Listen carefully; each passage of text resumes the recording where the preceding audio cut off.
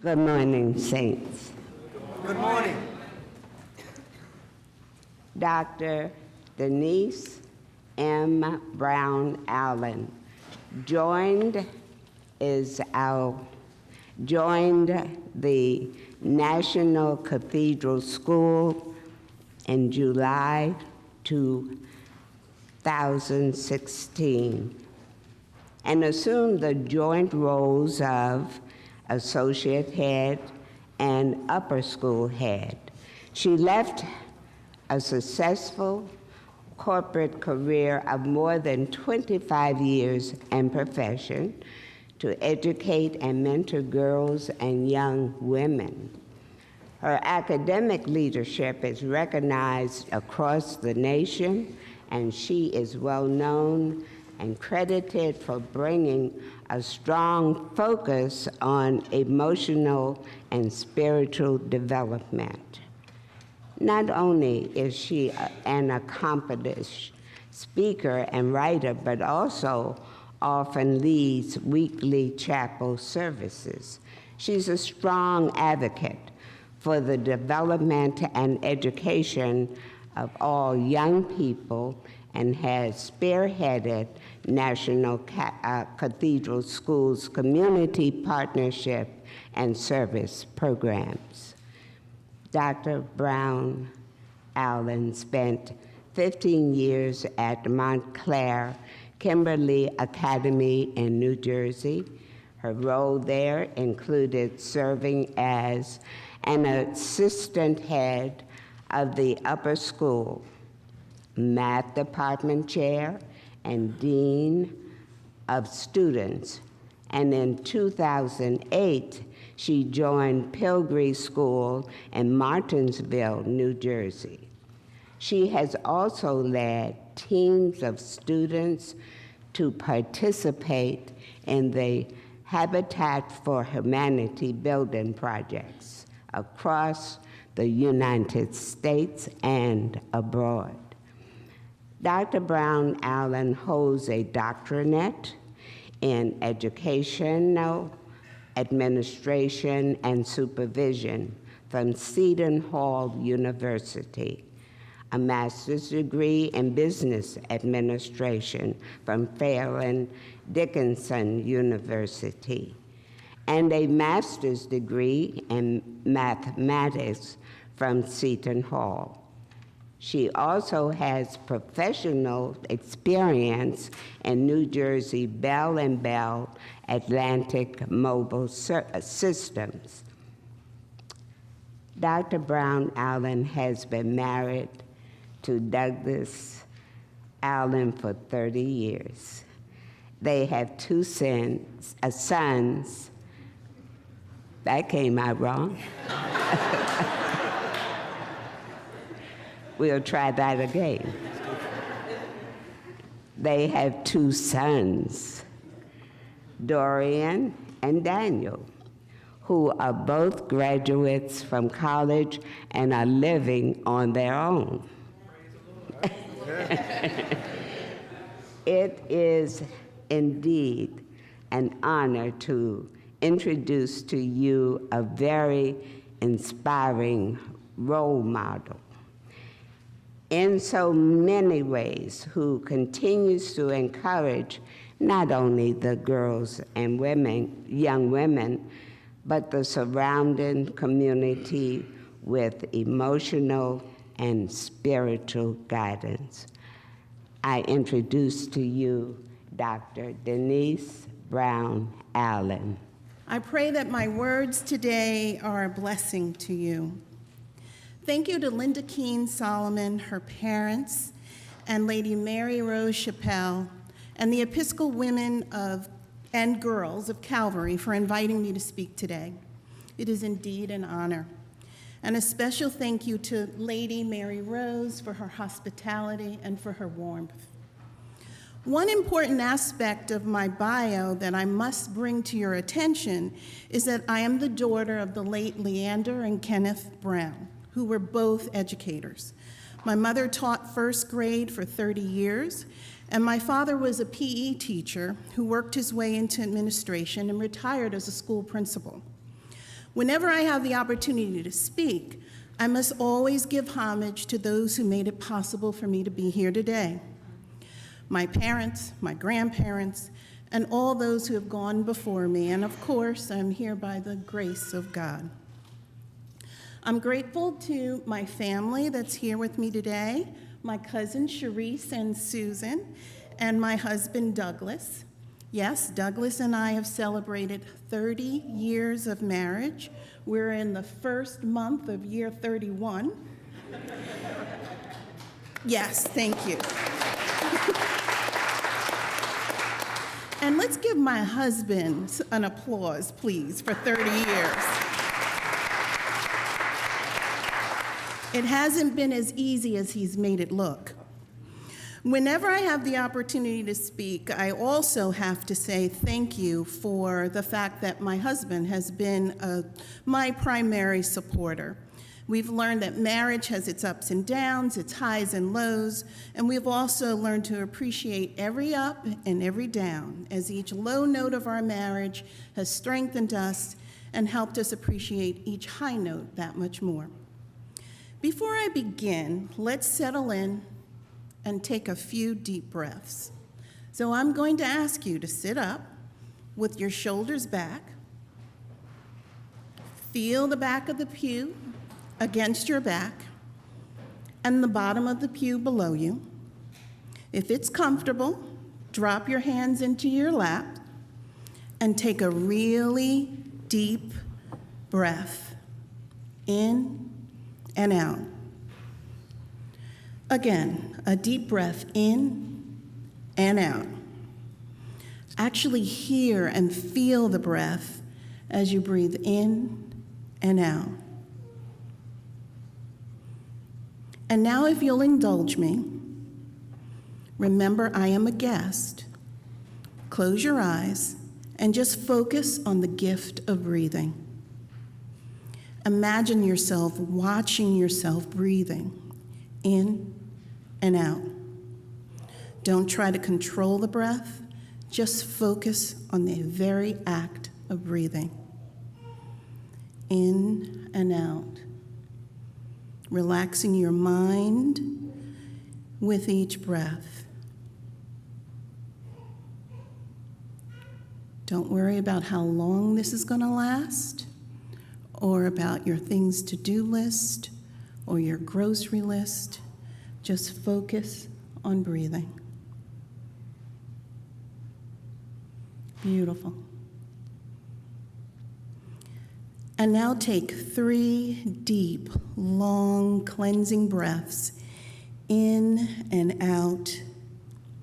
And then open your eyes when you're ready, feeling refreshed and ready to be fully engaged during our time together. As you open your eyes, know that my prayer today is that my words and our time together is truly a blessing. So raise your hand if you have engaged in meditation or mindful awareness practice before. All right, cool. Raise your hand if you engage in daily prayer or meditation. All right, fewer hands. All right. So as Lady Mary Rose said, prayer and meditation are a part of my daily practice. As a matter of fact, it keeps me sane. Before you start worrying about where this is going, while I reference meditation or mindful awareness, know that I'm not suggesting that you engage in a different religious practice. Mindfulness is best described as paying attention to a particular intention. The breathing exercise that we engaged in together was not intended to be a Buddhist or religious exercise. The exercise is designed to be a simple collective experience for us to engage in together and to use as a reference during my talk today. I promise that I will not levitate anyone, or we won't do any chanting before we leave. Before I lose you, let's dissect what I asked you to do. I simply asked you to breathe and pay attention to your breathing. How did it feel? Was it difficult for you to focus? Did you feel we were wasting time? Did you feel uncomfortable? Did you feel relaxed? Good. The exercise took less than 2 minutes, and I invite you to set your watches and try it for just 5 minutes a day. It will change your minds and your mindsets. But that's not my purpose today. I've been asked to speak to the theme, Keep on Serving God and Community. And I'm going to ask that you give me the liberty of modifying your theme slightly to keep on serving God and community mindfully. So, what does it mean to serve God? Does it mean service to the church, our community, our neighborhoods, our schools? At my current school, high school students are expected to complete 60 hours of service to an underserved community by the end of the summer of their junior year. Students are also expected to serve 12 hours in school, helping a teacher or staff member. We ask that the out-of-school service not be given to their uncle who needs some filing done, or to a grandparent who needs the garage cleaned out, but service that's face-to-face with a member of an underserved community. The mission of the service program is to encourage students to move outside of their comfort zones and stretch themselves. Donating clothes to the Red Cross would not count. That's just cleaning out your closet so you can do some more shopping. But helping to distribute clothes directly to the individuals served by the Red Cross would count as service. I don't know where you are in your life of service to God. You may have your favorite ministry within the church or charity outside of the church. You may serve your church family or biological family in different ways. You may be the backup babysitter, or you may be a caregiver to someone who's sick or shut in. You may be so busy with service that your weekdays and your weekends are filled. You may serve through constant prayer. You may consider yourself done with service. It's time for the next generation to step up. I've done my time. If you're in the latter category, hold that thought, because I have something for you to think about a little later. My life of service has had sort of an arc. I spent many years dedicated to home builds for Habitat for Humanity. I've taught teachers in Egypt who serve Sudanese refugees living outside of Cairo. I've tutored and I've mentored students of all ages. I have a pretty impressive list of service experience. But in hindsight, the bulk of my work has been focused more on logistics, flight connections, meals, accommodations, making sure that the cohort of teachers that I travel with are comfortable and fulfilled, making sure that I return with the same number of students that I left with. But did I serve mindfully? Was I God's hands and feet? Upon reflection, perhaps not. Take a few moments and think about your life of service. Think of the ways that you have served in the church, your neighborhood, your child's school, or your alma mater, your child's sports team, girls or Boy Scout troop, and in your own family. Of all the ministries that have benefited from your time and talents, choose just one. One that you've enjoyed the most, or simply one that is most prominent in your memory. Why did you choose to engage in that service? Were you asked? Were you volunteered? Did you volunteer? Were you the only one who could do it? Was it fun? Or were the times just convenient? What unique value did you bring to the service? What did you gain? What did you give? Did you see it as a way to serve God? If you choose to serve mindfully, you pay attention to those questions and others throughout your service. That is why so many schools now require students to submit a written reflection at the end of each service experience. Through reflection, the act of service is more than just checking a box. The experience deepens, and the individual develops a sense of empathy for the people they serve. Praying before you begin your day or engage in an act of service, and shouldn't every day be an act of service to God, is setting an intention. What if you dedicated your work to God before you began? And what if you were fully present, paying attention to the work, the people that you work with, and the impact the work you do has on others each time you serve? What if you looked for opportunities to listen and not lead or direct? To ask questions to learn more about the people you serve or the people that you work with? When you serve, are you really taking advantage of the opportunity to connect, to build relationships? Or are you just caught up in the act of doing? When I consider my past service, it is when I worked alongside someone, helping them, that I felt the most satisfaction because I had the blessing of being fully present for them. Is God first in your service? Can we find a way to serve God each and every day? And now we've come to the crux of our conversation. Why do we serve? Who do we serve? And why should we continue to serve? John's Gospel, chapter 4, reads, "We love him because he first loved us. If anyone says, 'I love God,' and hates his brother, he is a liar. For he who does not love his brother, whom he has seen, cannot love God, whom he has not seen. And this commandment we have from him: whoever loves God must also love his brother." And Mark's Gospel, "For even the Son of Man came not to serve." For even the Son of Man came not to be served, but to serve and to give his life as a ransom for many. Even Jesus served. We serve to be more like Christ. We serve not to check a box, not to make ourselves feel good, not because it's part of our job description. We serve to be more like Jesus, to show Christ's light in us.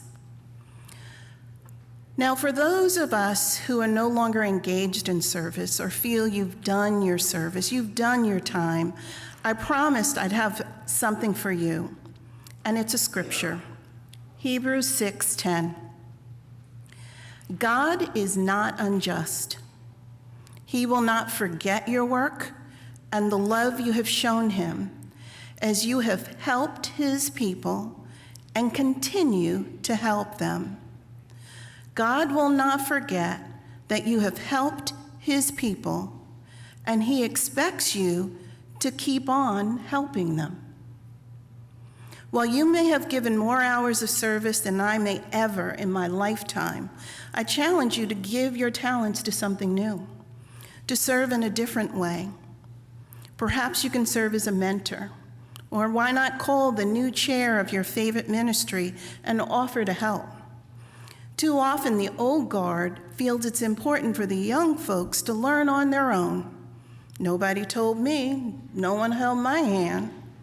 Sometimes a word of encouragement and praise can go a long way. Even if you know that their new flashy idea was done 10 years ago or is not going to work, if no one will be hurt, let it go. There's no need to say, "I told you so." Remember, God finds favor in those who help his people and continue to help them.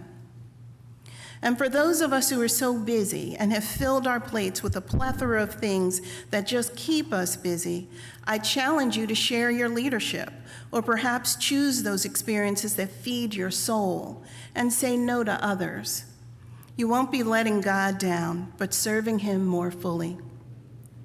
By continuing to serve God and others mindfully, we fulfill our calling as Christians. In closing, I leave you with the wonderful words of Dr. Martin Luther King.